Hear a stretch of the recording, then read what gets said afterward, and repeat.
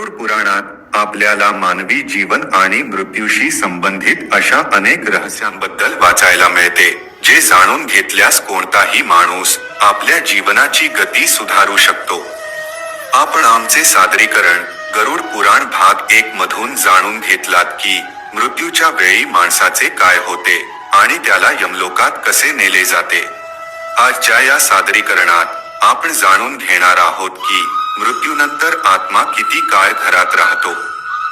या व्हिडिओच्या माध्यमातून आम्ही तुम्हाला आपल्या शास्त्रांमध्ये या संदर्भात वर्णन केलेल्या सर्व गोष्टी सांगणार आहोत. वैदिक आणि पौराणिक ज्ञान मिळवण्यासाठी व्हिडिओ जास्तीत जास्त शेअर करा आणि चॅनल सबस्क्राईब करा. जास्त वेळ न घेता आपण आपले सादरीकरण सुरू करूया.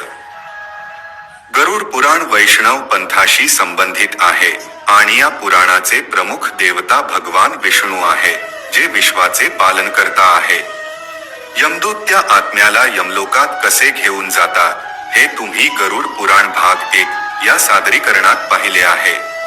24 तासांनंतर तो आत्मा परत येतो आणि या 24 तासात त्याच्या संपूर्ण आयुष्याचा लेखाजोखा आत्म्याला दाखवला जातो, ज्यामध्ये या जीवात्म्याने आपल्या हयातीत किती पापे आणि पुण्य केले आहे याचे मूल्यमापन केले जाते.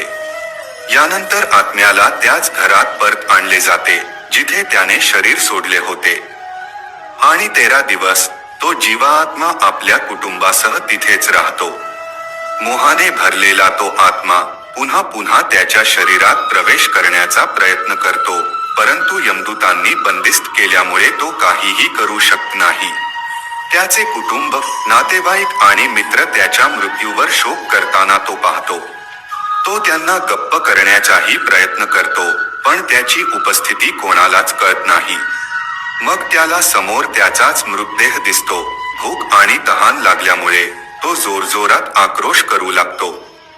यासोबतच गरुड पुराणात असेही सांगण्यात आले आहे की माणूस चांगले कर्म करतो, पण त्याच्या चांगल्या कर्मांची संख्या त्याने केलेल्या पापांपेक्षा कमी असते.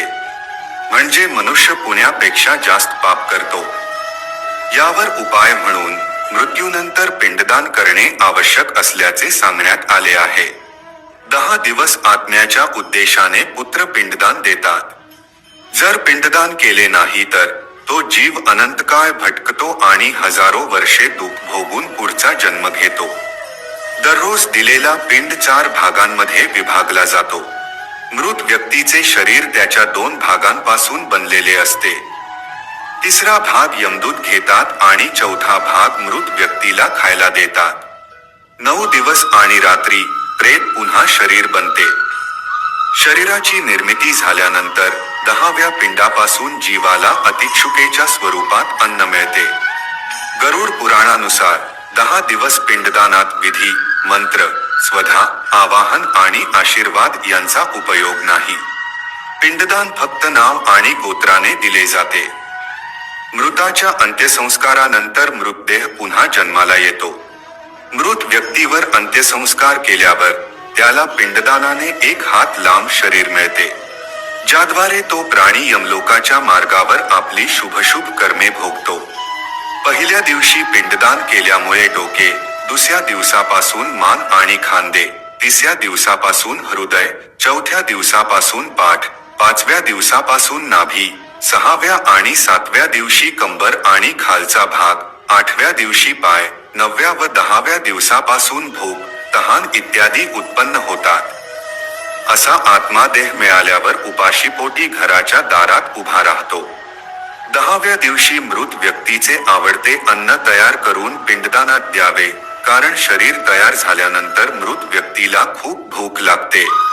आवडत्या खाद्यपदार्था व्यतिरिक्त अन्न दान केल्याने त्याची भूक भागत नाही. 11व्या आणि 12व्या दिवशी प्रेत अन्न ग्रहण करतात. प्रेत हा शब्द मृत पुरुष आणि स्त्री या दोघांसाठीही उच्चारला पाहिजे. त्या दिवसात दीप, अन्न, पाणी, वस्त्र असे जे काही दिले जाते ते प्रेत या शब्दाद्वारे द्यावे, कारण ते मृतांसाठी आनंददायी आहे. 13व्या दिवशी पिंजाचा देह धारण करून भूकथानाने व्याकुळ झालेल्या त्या प्रेताला यमदूतद्वारा महान मार्गावर आणतात. आणि इथून त्याचा यमलोकाकडे प्रवास सुरू होतो. मनुष्याला त्याच्या कर्मामुळे मृत्यूनंतर होणाऱ्या यातना भोगाव्या लागतात. एखादी व्यक्ती जितकी पापी असेल तितका त्याचा अंतिम मार्ग अधिक कठीण असेल, आणि तो जितका पुण्यवान, प्रामाणिक आणि ईश्वरप्रेमी असेल तितका त्याचा स्वर्गाचा प्रवास अधिक सोपा आणि आनंददायी असेल. म्हणूनच आपल्या कर्माचे फळ आपल्याला जिवंत असतानाच नव्हे तर मृत्यूनंतरही भोगावे लागते, हे आपण लक्षात ठेवले पाहिजे. मित्रांनो, गरुड पुराणाचा हा भाग इथेच संपतो. या पलीकडे गरुड पुराणाची माहिती आपण पुढील भागात पाहू. तुमचं ज्ञान वाढवणं आणि धर्माबद्दल तुमचं कुतूहल वाढवणं हाच आमचा उद्देश आहे. आमच्याकडून काही चूक झाली असेल तर क्षमा करा.